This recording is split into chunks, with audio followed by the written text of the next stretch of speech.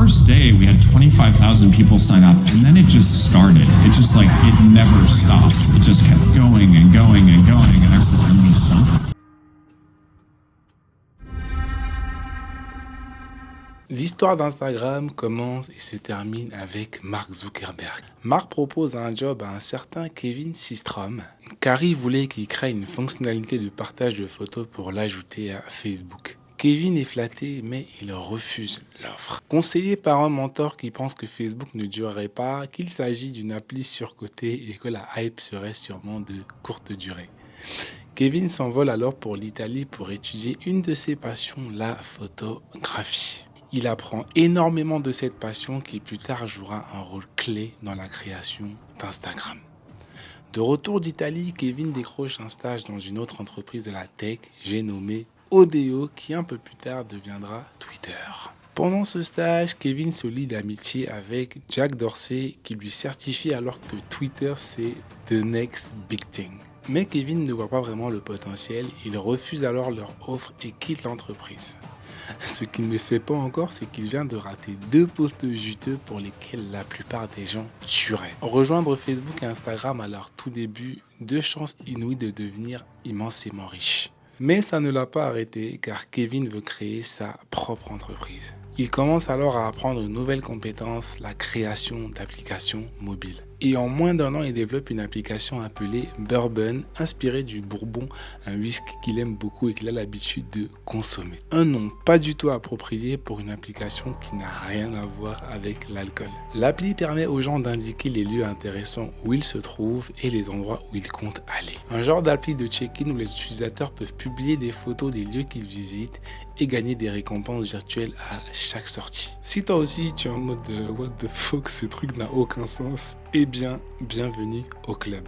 Bourbon, c'est un mélange assez bizarre de différentes fonctionnalités avec un design bâclé. Kevin se rend alors à une soirée où sont présents de nombreux investisseurs richissimes et il réussit à convaincre l'un d'entre eux d'investir 50 milliards de dollars dans sa toute nouvelle application. Un autre investisseur entend parler de l'affaire et décide d'investir 250 000 dollars. Ce qui pousse alors l'investisseur initial à augmenter sa mise à 250 000. Tout d'un coup, la toute nouvelle entreprise de Kevin dispose d'un demi-million de dollars en capital. Oui, je sais que tu te demandes comment une appli aussi pourrie a pu obtenir 500 000 aussi facilement. Mais si tu suis un peu l'actualité économique, tu comprends que chaque époque a son lot de trucs complètement irrationnels.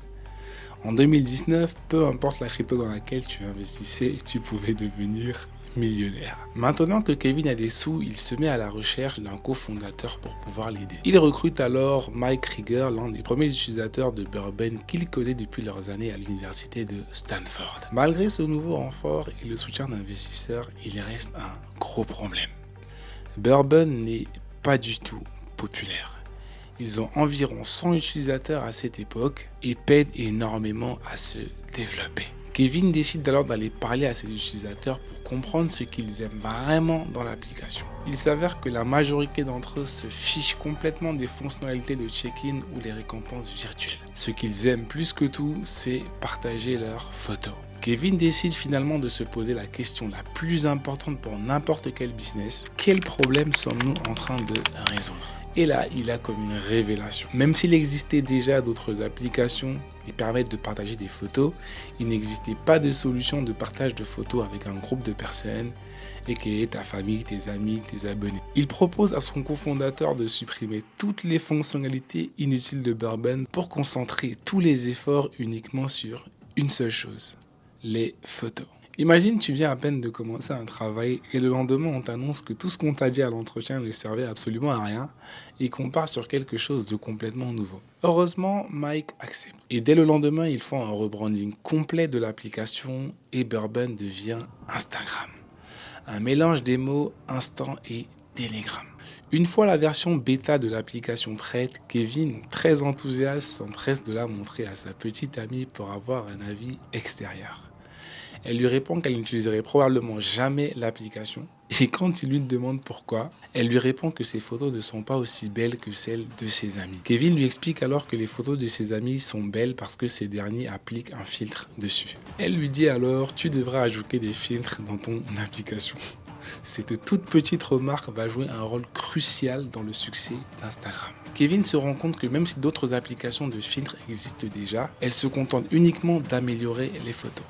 Elle n'offre pas la possibilité de créer sa propre communauté et ne facilite pas la publication sur d'autres réseaux sociaux. Instagram vient donc résoudre ce problème. L'expérience de Kevin en photographie lui est alors extrêmement utile. En utilisant Photoshop, il a créé plusieurs films que les utilisateurs peuvent appliquer à leurs propres photos pour donner en quelques secondes un look plus professionnel, plus artistique. Kevin et son cofondateur Mike passent 8 semaines non-stop sur le développement de l'application avant de lancer Instagram le 6 octobre 2010. Mais même dans ses rêves les plus fous, Kevin n'aurait jamais pu imaginer ce qui allait se passer par la suite. La plupart des success stories sont extrêmement laborieuses et il faut cravacher pendant un bon bout avant de voir la lumière au bout du tunnel. Instagram ne fait pas partie de cette catégorie. Le premier jour, l'application a attiré 25 000 utilisateurs. Et en un mois seulement, elle avait déjà dépassé 1 million d'utilisateurs. Plusieurs facteurs peuvent expliquer cette réussite immédiate. Premièrement, Instagram facilite énormément le partage de photos sur d'autres réseaux sociaux comme Facebook et Twitter. Chaque fois que quelqu'un partage une photo, de nouveaux utilisateurs découvrent Instagram. Deuxièmement, le timing est juste parfait. L'iPhone 4 vient à peine de sortir et son appareil photo est bien meilleur que la version précédente.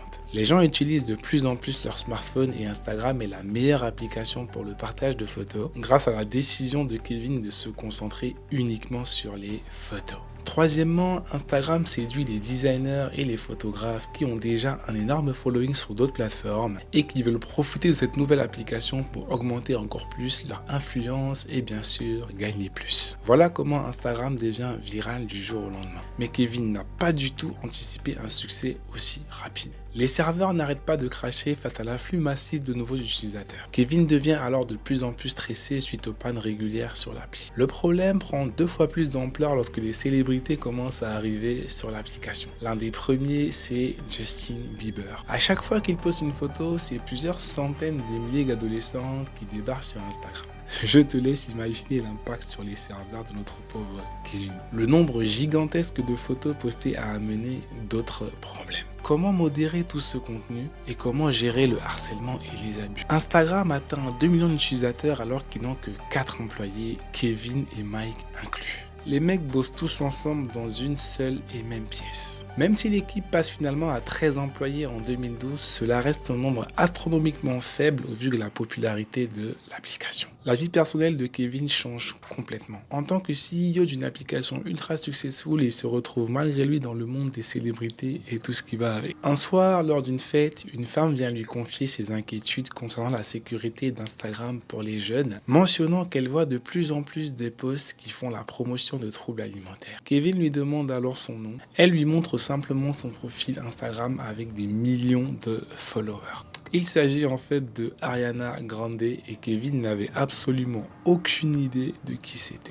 Kevin fait désormais la fête avec des célébrités, toutes intéressées par la façon dont elles pourraient utiliser Instagram à leur avantage. Bien évidemment, le fait que des stars rejoignent Instagram a renforcé la popularité de l'application, mais Kevin les encourage à rester accessibles et à ne pas utiliser Instagram uniquement comme outil marketing. À cette époque, les règles d'Instagram précisent même: quand vous adoptez un comportement d'autopromotion sur Instagram, cela rend les gens qui partagent ce moment avec vous tristes intérieurement. Le problème, c'est que de plus en plus de gens réalisent que leur audience sur Instagram peuvent être monétisées. De base, Instagram avait été conçu comme un espace créatif, plutôt centré sur la photographie et l'art. Mais petit à petit, la plateforme commence à ressembler à une vitrine publicitaire, puisque les marques commencent à payer les utilisateurs pour qu'ils publient les photos de leurs produits. Mais au tout début, la plupart ne précisent pas qu'ils sont rémunérés pour le faire. Leur audience pense alors qu'il s'agit de recommandations honnêtes suite à un usage régulier du produit et non de publicité déguisée. Les célébrités comme Kim Kardashian qui ont un énorme following peuvent faire plus d'1 million de dollars pour un seul post sponsorisé.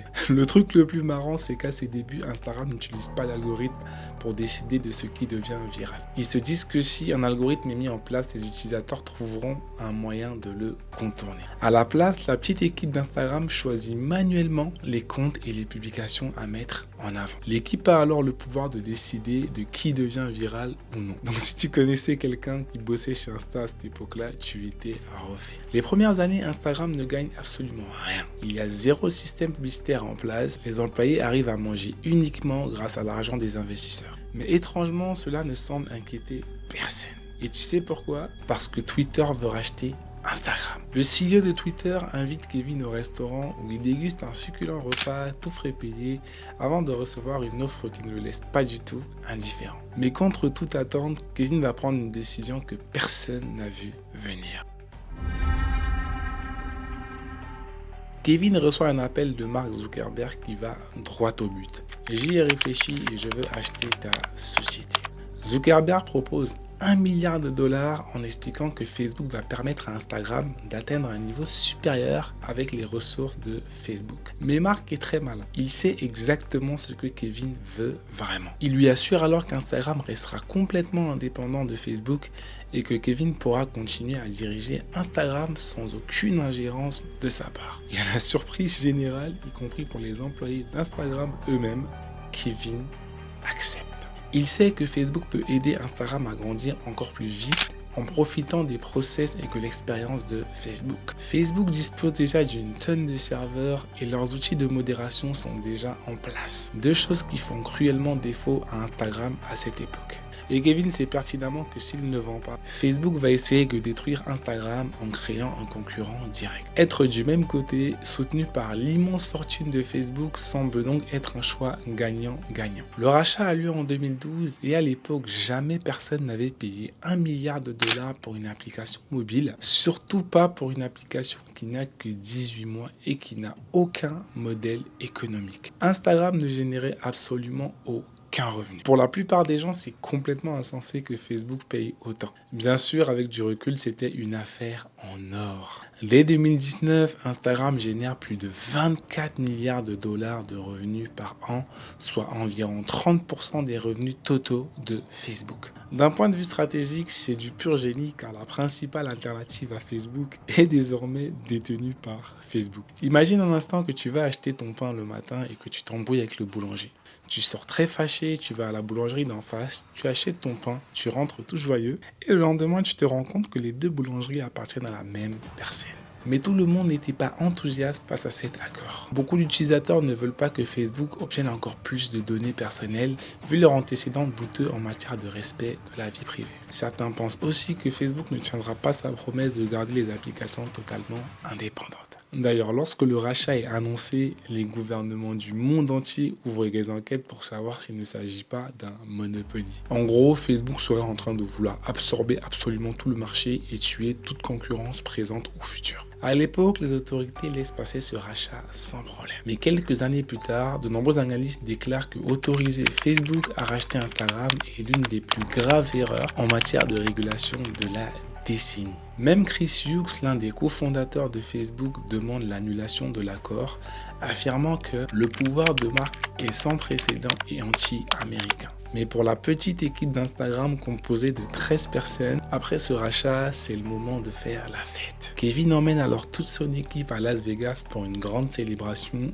mais cette joie est de très courte durée. Les employés d'Instagram ne touchent aucune prime. Facebook leur propose à la place des puces pour continuer à travailler sur Instagram, mais personne n'encaisse de gros chèques. Les seuls à vraiment encaisser sont les deux cofondateurs, Kevin et Mike. Ce qui provoque, et avec raison, un certain ressentiment au sein de l'équipe d'Instagram, surtout quand tu vois ton boss acheter une voiture de luxe, une nouvelle Rolex, et qu'il reçoit fréquemment des colis hors de prix au bureau. Comme pour te rappeler que tu restes et demeures un simple employé et rien de plus. Mais pour Kevin, des problèmes bien plus sérieux vont bientôt commencer. Des articles comme celui-ci commencent à apparaître après la vente d'Instagram à Facebook. Suite à ça, le hashtag Delete Instagram devient viral. Instagram fait rapidement marche arrière et modifie ses conditions d'utilisation. Mais l'appli fait face à d'autres problèmes tout aussi inquiétants. Comme Instagram n'exige pas que les utilisateurs utilisent leur vrai nom, il est beaucoup plus facile de créer des comptes anonymes. anonyme. Il n'est donc pas rare de voir des gens subir du harcèlement, avoir des discours haineux et poster du contenu louche. Les arnaques alors, n'en parlons plus. Des terroristes utiliseraient même Instagram pour recruter et organiser leur contenu via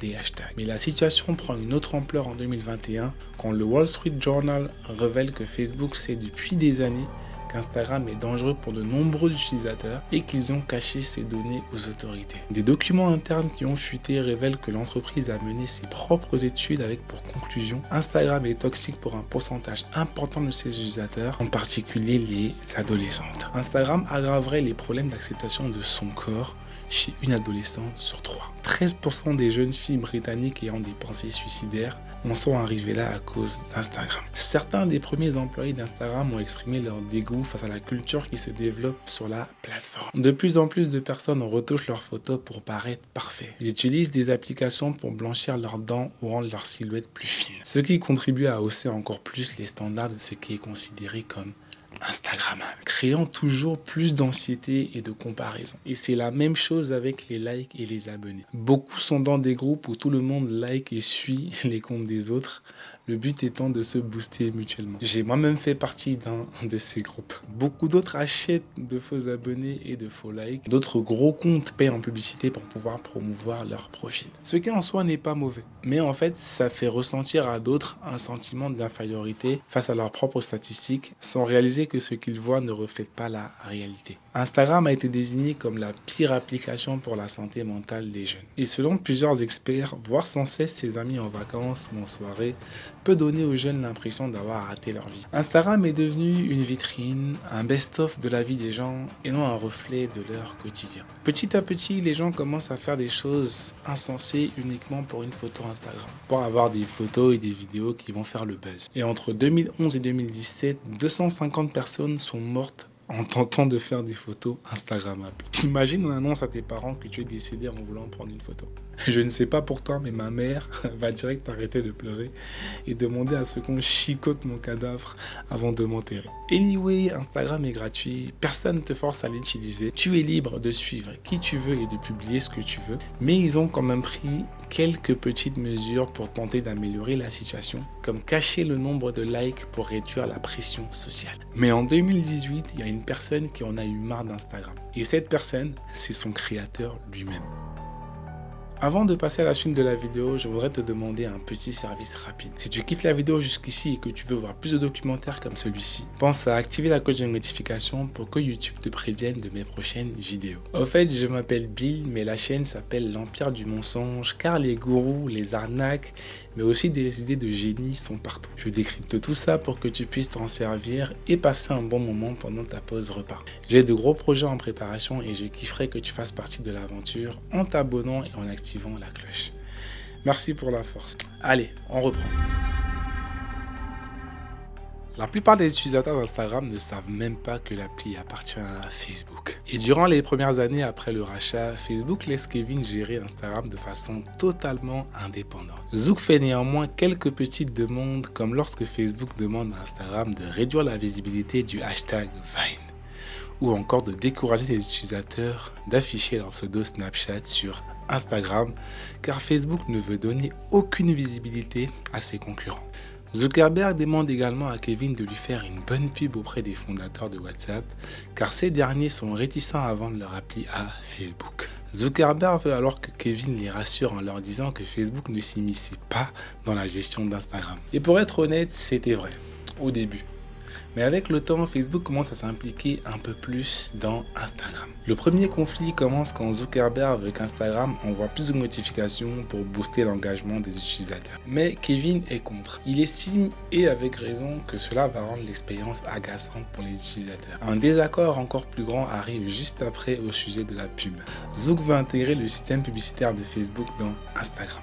D'un point de vue business, c'est logique. Facebook possède un des outils publicitaires les plus rentables au monde. N'importe qui peut lancer sa pub sur la plateforme et cibler qui il veut selon leur centre d'intérêt, leur âge, leur sexe, etc. Implémenter ce système sur Instagram aurait été simple et aurait immédiatement généré beaucoup d'argent. Mais Kevin déteste cette idée. Il pense que ça va nuire à l'image de marque d'Instagram. Kevin préfère travailler uniquement avec quelques grandes marques et créer des campagnes sur mesure pour Instagram. Pendant un temps, Kevin obtient gain de cause. Il approuve lui-même chaque publicité publiée sur Instagram en limitant cela à quelques marques triées sur le volet. Mais au final, Zuckerberg impose sa décision et Instagram intègre le système publicitaire de Facebook. Comme un rappel brutal pour Kevin, en mode même si tu as toujours le titre de CEO, tu n'es clairement plus le patron. Mais le plus gros clash arrive quand Zuck commence à croire qu'Instagram freine la croissance de Facebook. En réalité, même si Facebook, l'entreprise, possède Instagram, Facebook, le réseau social, reste le bébé de Mark, sa fierté personnelle. Et il a commencé à penser qu'Instagram lui volait trop d'utilisateurs. Un ancien employé d'Instagram résume parfaitement la situation. Facebook, c'est la grande sœur qui veut t'habiller pour aller à la fête, mais qui ne veut pas que tu sois plus jolie qu'elle. Grâce aux ressources de Facebook, Instagram rendit plus vite que jamais. Et c'était même via l'application Facebook que beaucoup de nouveaux utilisateurs découvrent Instagram. Mais Zuckerberg commence à s'inquiéter. Instagram devient trop populaire au point de faire de l'ombre à ce qu'il considère comme l'application principale. Zuckerberg ne peut pas rester les bras croisés sans rien faire. Il introduit alors quelques changements subtils qui très rapidement agacent Kevin. Il supprime le lien de navigation vers Instagram depuis l'application Facebook. Il demande à Instagram d'ajouter plutôt un lien vers Facebook dans leur propre application. Et il impose à Instagram de limiter la croissance de leurs équipes à seulement 8% cette année-là, bien en dessous des ressources dont ils ont besoin. Kevin dit ouvertement à ses employés qu'il n'approuve pas les décisions de Zuck. La tension monte et Kevin est obligé de prendre des vacances, qu'il prolonge ensuite, encore et encore. Et quand il décide finalement de revenir, il annonce sa démission. Son cofondateur Mike fait la même chose. Et dans les mois qui suivent leur départ, l'application est rebrandée Instagram from Facebook. La fréquence des publicités sur Instagram augmente fortement et il y a plus de notifications, de recommandations et une intégration bien plus poussée avec Facebook. Avec Kevin désormais hors jeu, Mark a pu mettre en place toutes les choses qui poussaient depuis très longtemps. Et depuis, la machine Instagram continue à bien tourner. Évidemment, chacun se fera son propre avis sur la question de savoir si Instagram est une bonne ou une mauvaise chose pour la société. Mais ce qu'on ne peut pas nier, c'est que c'est l'une des plus grandes réussites entrepreneuriales de notre époque. Ce qui avait commencé comme une application confuse appelée Bourbon est devenu un outil indispensable à la vie de millions de personnes. La leçon à retenir ici, c'est qu'il faut toujours écouter ses clients, savoir pivoter quand quelque chose ne fonctionne pas, plutôt que de foncer la tête baissée. La décision de Kevin de faire un rebranding, de se concentrer sur une seule chose et de la faire extrêmement bien, a été cruciale dans le succès phénoménal d'Instagram. Au jour qu'aujourd'hui, Kevin lui-même n'utilise presque plus Instagram. Son dernier post date d'il y a très longtemps, ce qui laisse penser qu'il est peut-être arrivé à la même conclusion que beaucoup d'entre nous. Parfois, les meilleures expériences sont celles où tu ranges ton téléphone pour vivre pleinement l'instant présent. Et là, tu réalises que tu n'as jamais eu besoin de filtres ou de likes pour exister. Tu te souviens que j'ai parlé du rachat d'Instagram par Facebook, n'est-ce pas ? Eh bien, si tu as kiffé cette vidéo, je pense que tu vas adorer découvrir l'histoire de WhatsApp, qui elle est encore plus folle. Clique ici pour regarder la vidéo et rendez-vous sur la page L'Empire du Mensonge pour découvrir tous mes mini-films gratuits.